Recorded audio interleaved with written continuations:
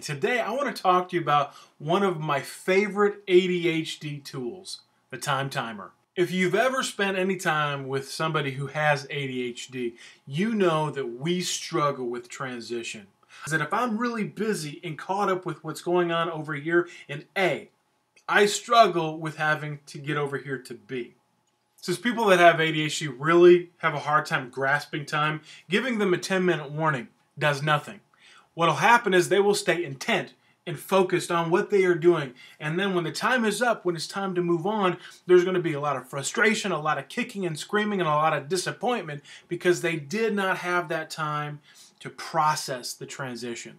Another thing to know about individuals with ADHD is that we are extremely visual. And so if you can provide us with a visual tool that helps us grasp time better, we're going to be more successful and we're going to transition from A to B a whole lot easier. And doesn't that sound nice? I love to encourage teachers who have students that have a little bit more need for that visual tool to really look into this. If you've got a student who struggles with transition and struggles with the concept of time, you can say, okay, we've got 15 minutes, and they can see that 15 minutes in that little red area, so they can still stay engaged in their project, but they can occasionally look up and they will see this time just tick off. And so they can begin to prepare their mind, prepare themselves for that transition, and when they hear that little beep, they're ready to move. I use this all the time with my girls. When they are rewarded, I tell them, hey, you've got 30 minutes to go play the Nintendo Wii. And that's all they've got. It doesn't matter. When that thing beeps, the game gets shut off and they transition to their next thing.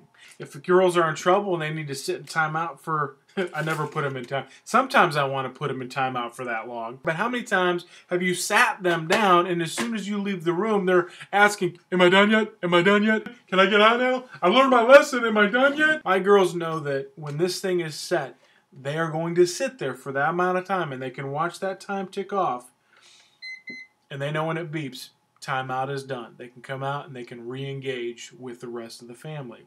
Not every classroom is going to have a time timer, and so I'm really excited about this product that they have just put out. This is a personal watch that actually has that same time timer dial on it, and you can look down if you're wearing this watch and you can see that time tick off.